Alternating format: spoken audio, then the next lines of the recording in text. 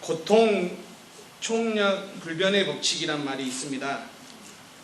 인간이 태어나서 죽을 때까지 겪는 이 고난의 무게를 달아보면 거의 같다는 이야기입니다.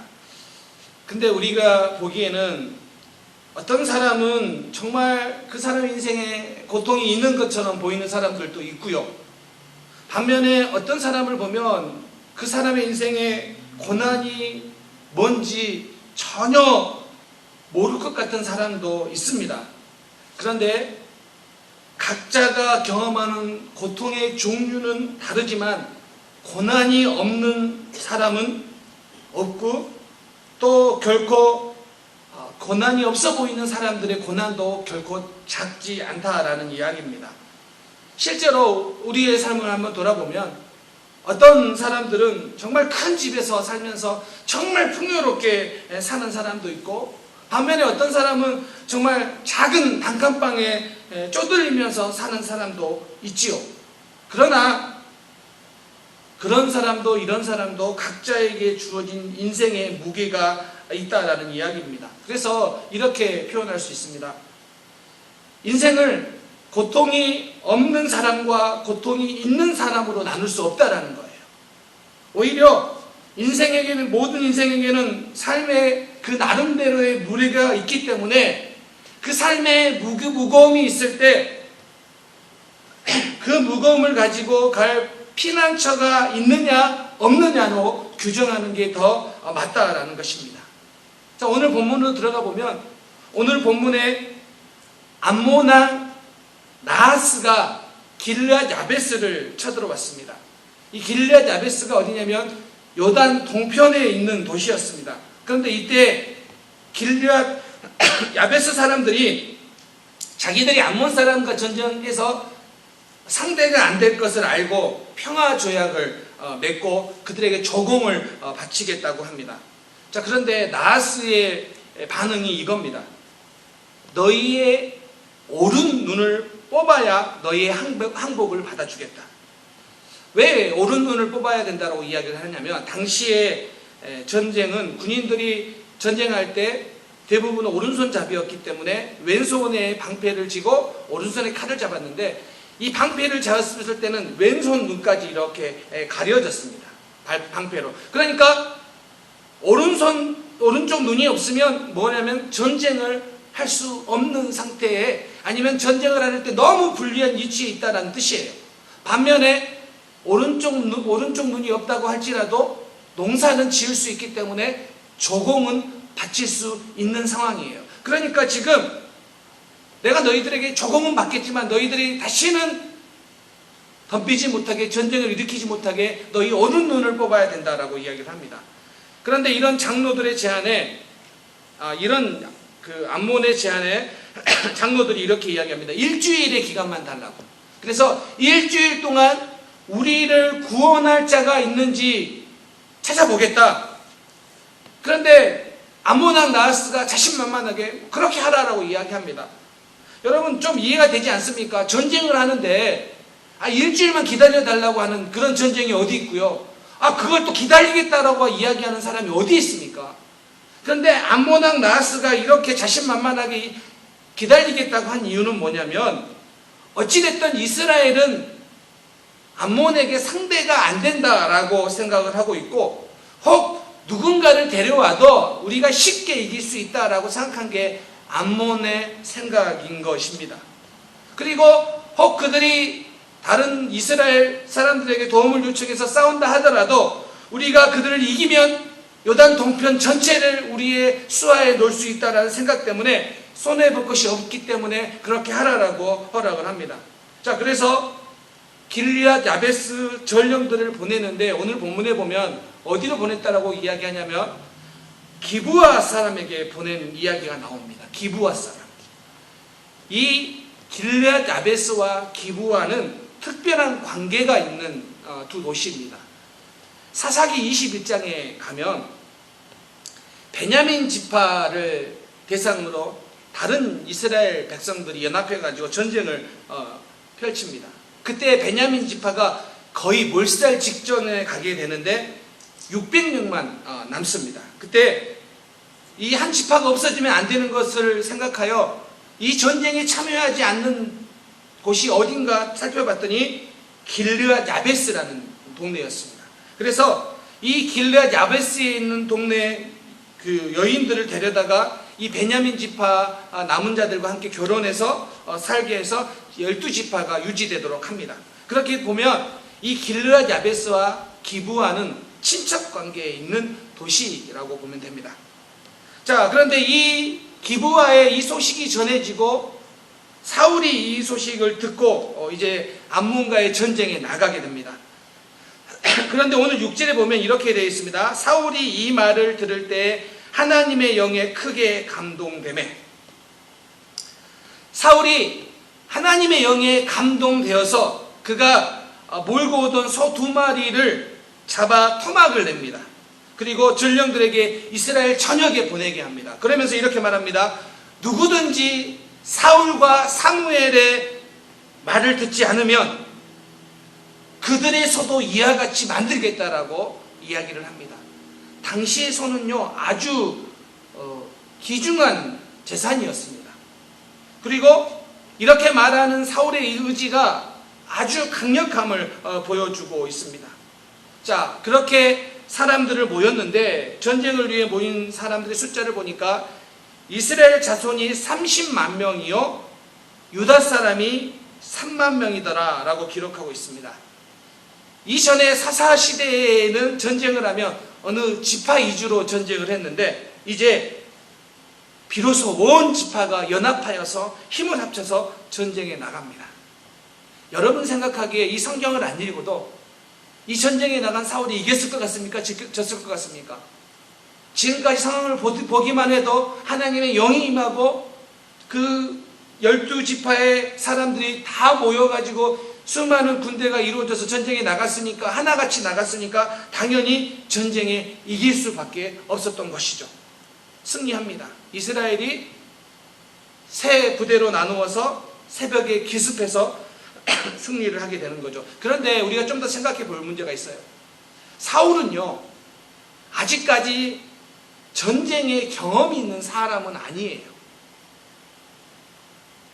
사울이 전쟁에 능한 사람은 아니에요.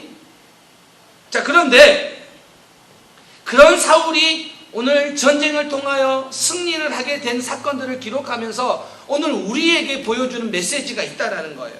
그것은 뭐냐면 이 땅을 살아가는 성도들은 오늘 사울과 같이 사울이 보여줬던 모습과 같이 하나님이 주시는 능력을 힘입어야 한다라는 것입니다. 여러분 보세요. 전쟁에 능하지 않는 사울이 암몬과의 전쟁에서 승리한 원인이 무엇이냐면 하나님의 영이 사울에게 임하고 그리고 온 이스라엘이 하나같이 나왔다라고 성경 기록해요. 하나같이 나왔다. 여러분 여기에 하나님 나라의 비밀이 있는 거 아니겠습니까? 하나님 나라는 교회는 자신의 능력이 아니라 하나님을 의지하고 하나님께서 주시는 능력으로 감당해야 되는 것, 이것이 성도의 모습이고 이것이 교회의 모습이어야 된다는 거죠. 많은 사람들이 주님의 일을 하면서도 자기 힘으로, 자기 경험으로, 자기 지식으로, 자기 능력으로 하려고 합니다. 그런데 하나님의 나라는, 주님의 몸된 교회는 어떻게 이루어져야 됩니까? 하나님이 주시는 그 능력을 계속해서 받느냐 못 받느냐에 중요한 문제가 있다는 거예요. 그냥 일꾼이 세워졌다고 해서 그냥 자동적으로 되는 것이 아니라 그들이 하나님을 간절히 사모하고 하나님을 간절히 의지할 때 하나님이 부어주시는 능력, 거기서부터 공급되는 능력을 힘입어야지만이 우리는 승리할 수 있다는 것입니다. 그리고 하나님의 나라는 어떤 특정한 몇 사람이 아니라 각자가 바뀌어진 대로, 각자가 주어진 대로의 사명을 감당할 때 승리한다는 거죠. 제가 이 이야기를 읽으면서 역대상에 보면, 여러분 역대상에 보면 여러 족보들의 이야기가 막 나옵니다. 한 500여 명의 사람들의 이름을 막 적어요. 그런데 대부분은 이름만 적어요. 근데 이름을 막 적다가 4장에 가면 한 사람에 대해서 그 일생을 요약을 하는데 두 절로 요약을 하는데 그 사람이 우리가 잘 알고 있는 야베스예요. 그런데 여기서 우리가 주목해야 될 게 야베스라고 이름을 지은 이유가 뭐냐면 어머니가 그를 수고로이 낳았다라고 해서 이름을 야베스라고 했습니다. 그래서 야베스란 뜻은요, 고통이에요. 고통. 왜 이름을 고통이라고 지었을까? 성경학자들이 연구한 그들의 말에 의하면 몇 가지 설이 있는데, 어쩌면 야베스를 낳을 때 그 어머니가 난산, 거의 그냥 죽을 뻔할 정도로 그렇게 힘들게 낳았기 때문에 그런 거 아닌가라고 이야기하는 사람도 있고, 어떤 사람은 너무너무 가난한 집안에 태어나서 그 삶 자체가, 그의 삶의 출발 자체가 고통이었기 때문에 그렇게 지은 게 아닌가. 또 어떤 성경학자는 어머니가 이 이름을 지었다고 합니다. 그래서 아마도 아버지가 없이 태어난 아들이 아닌가라고 생각을 합니다. 야베스라는 이 사람은 태어나면서부터 고통의 문제를 가지고 태어난 사람입니다. 자, 그런데 제가 주목하는 부분이 뭐냐면 역대상 4장 10절에 가면 이렇게 나와 있습니다. 야베스가 이렇게 합니다. 하나님께 아뢰어 이르되, 야베스가 기도를 하는데, 주께서 내게 복을 주시거든 나의 지역을 넓히시고 주의 손으로 나를 도우사 환난을 벗어나 내게 근심이 없게 하옵소서. 자, 이 구절을 읽으면 분명한 거예요. 야베스는 자기 힘으로 그에게 다가온 고통이 무엇인지는 모르겠지만 그 고통을 극복할 수가 없음을 알아요. 인식해요. 그래서 어떻게 하냐면 하나님께 아뢰기로 했다라는 거예요. 그리고 그 아래는 기도의 제목이 뭐냐면 그 중에 하나님이 도우사 환난을 벗어나 근심이 없게 해달라고 기도를 합니다. 야베스가 기도하는 그 기도가 그에게 닥친 고난이 있는데 그 기도의 핵심이 무엇입니까? 하나님께 아뢰고 하나님께서 도우사입니다. 이것이 이 땅을 살아가는 성도들에게 주어진 은혜이고 특권입니다. 우리의 삶의 고통, 우리의 삶의 문제가 있는데 우리의 삶은 그냥 그렇게 문제를 안고 살아가는 것이 아니라 그 문제를 하나님께 나아가 기도하며 하나님께서 도우사 환난을 벗어날 수 있도록 하시는 하나님의 은혜가 야베스에게 있었고 오늘 그 고백을 하는 우리에게도 있다라는 사실입니다. 야베스가 이렇게 기도했더니 어떻게 됐을까요? 성경은 분명히 우리에게 이야기합니다. 하나님이 그가 구하는 것을 허락하셨다. 다시요. 하나님이 그가 구하는 것을 허락하셨다. 우리의 삶에는 야베스처럼은 아닐자 할지라도 크고 작은 풍랑이 일어납니다. 오늘 우리가 부른 찬양처럼 이런 거 아닙니까? 내 힘으로 안 될 때, 빈손으로 걸을 때, 내 힘으로 안 된다고요. 내 손에 비어 있다고요. 그렇게 길을 걸을 때가 어떤 때라고요? 하나님의 때고 주가 일하시는 때라는 고백이에요. 여러분 삶에서 여러분 마음대로 안 될 때가 있습니까? 없습니까? 우리 성도님들은 너무 잘 돼서 뭐 얼굴에 근심이 없는 표정인데 내 마음대로 안 될 때가 있지요. 여러분 교회를 섬기면서 여러분 마음대로 다 됩니까? 우리 교회는 다 되나 봅니다. 네. 다 안 될 때가 있지요. 내 마음대로. 그런데 오늘 그때는 좌절할 때가 아니라 그때는 열받아 죽겠다라고 이야기하는 때가 아니라 뭐 하는 때라고요? 하나님이 일하시는 때라고요. 근데 그렇게 고백하기 위해서 어떻게 해야 된다고요?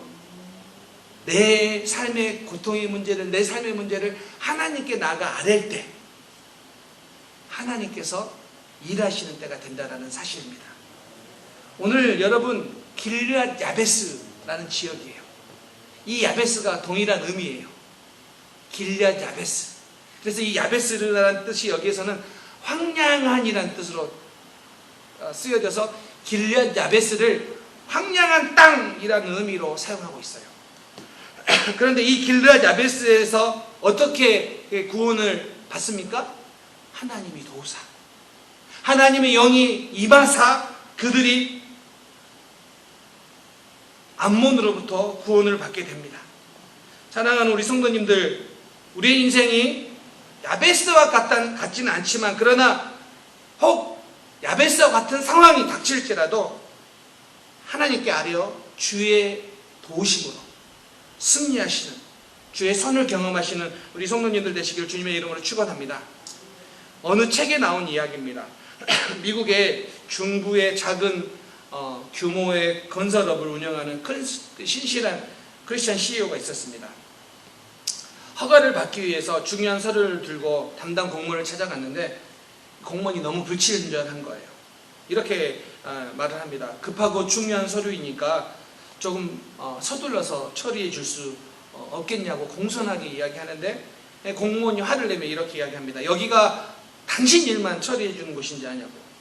당신이 들어오기 전에 이미 수많은 서류가 들어와 있어서 적어도 2년은 걸려야 당신 서류가 처리될 거라고 이렇게 이야기를 합니다.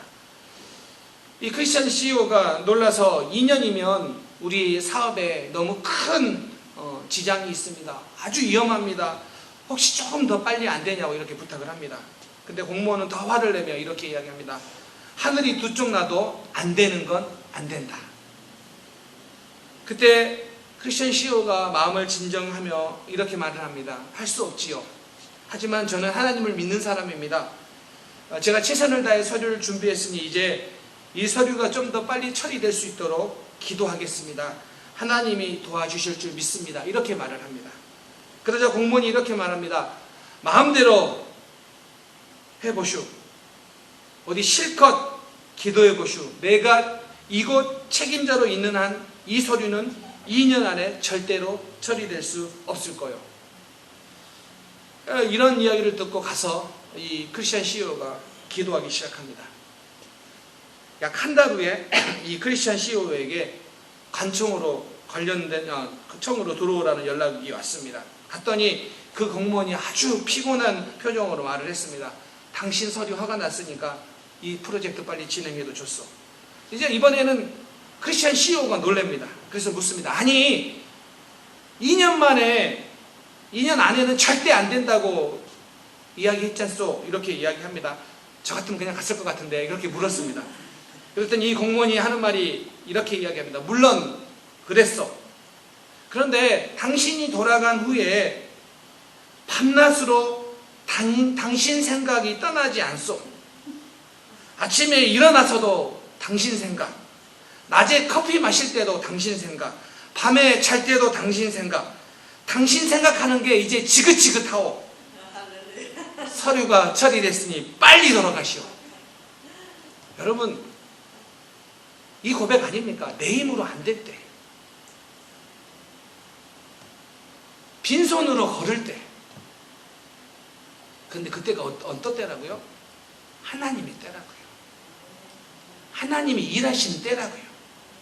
여러분들의 직장에서, 여러분의 사업체에서, 여러분의 가정에서, 여러분의 자녀를 위하여 내가 힘쓰고 애썼지만 안 된다고 생각될 때, 이거는 불가능하다고 생각될 때 포기하는 것이 아니라 야베스처럼 그 고통을 하나님께 아뢰어 하나님께서 도우사 그 응답을 얻었다라는 그 고백이 오늘 성도의 고백이, 우리의 고백이 될 줄 믿습니다. 또 한 가지는 오늘 본문을 통해서 우리가 깨닫는 메시지는 뭐냐면, 믿음의 경주는요 완주가 목표라는 거예요. 여러분 잘 보세요. 사울이 전쟁을 하고 난 이후에, 오늘 읽진 않았지만 어떤 사람이 이렇게 이야기합니다. 사울이 어찌 우리를 다스리겠냐, 한 자가 누구니까 그들을 끌어내서서 우리가 죽이겠나이다.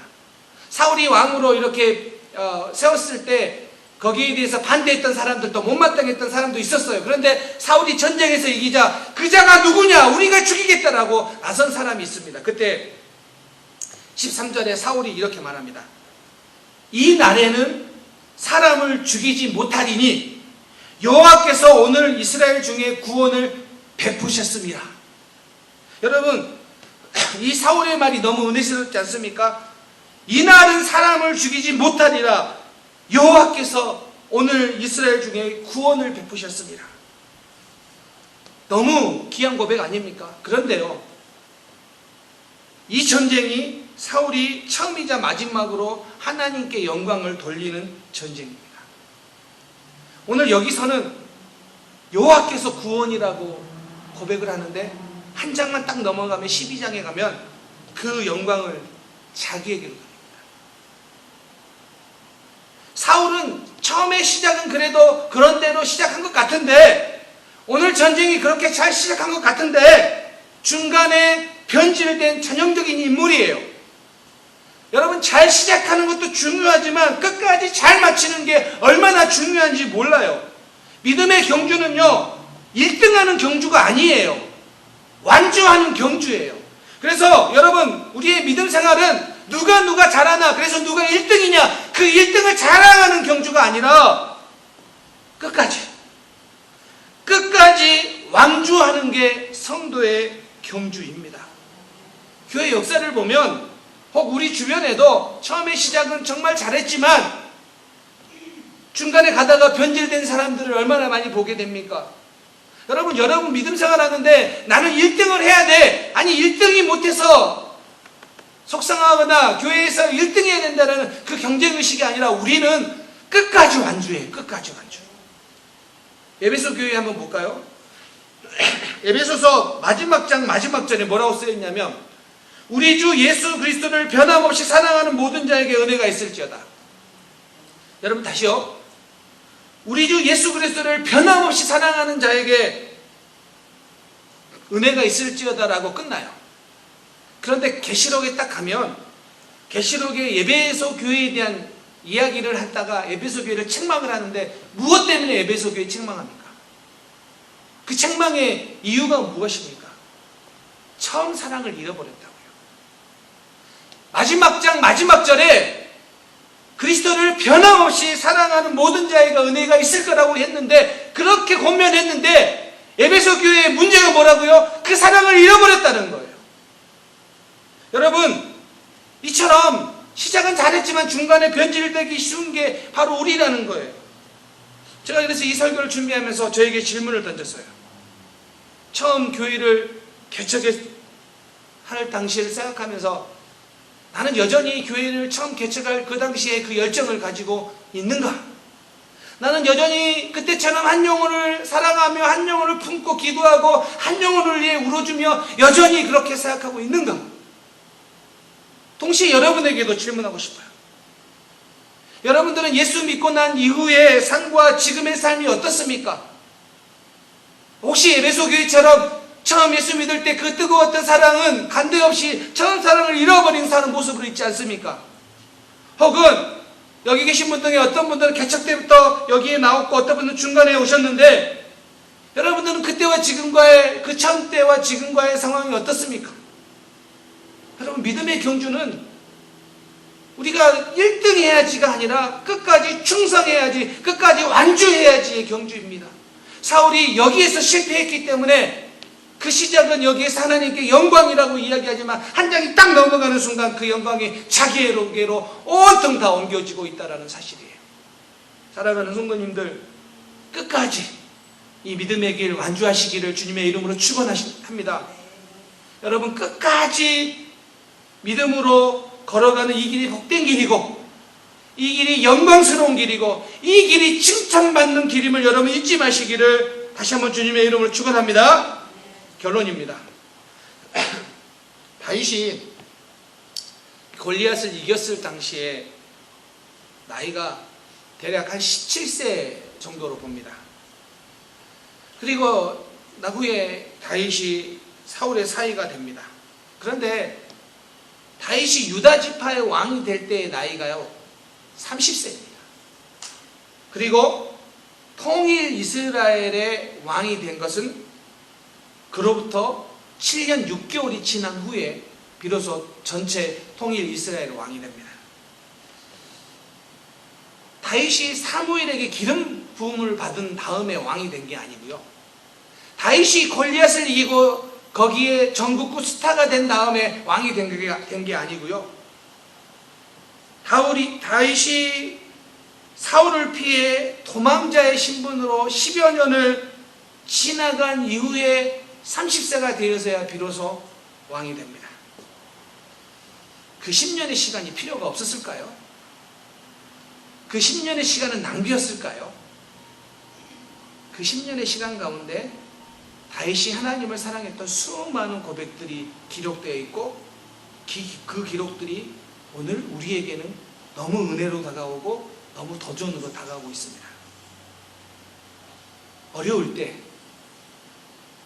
여러분이 승리할 때 내 힘으로 했다가 아니라 하나님이 주시는 힘으로 능력으로 감당했다라는 고백이 여러분의 고백 되시기 바랍니다.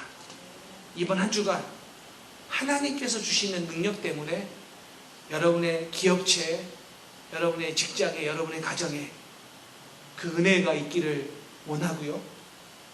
또 여러분 이 일주일의 삶이 하나님이 나에게 주신 그 은혜를 경험했기 때문에 하나님께 영광이라는 그 고백이 여러분 입술 가운데 머무시기를 주님의 이름으로 축원합니다. 기도하겠습니다.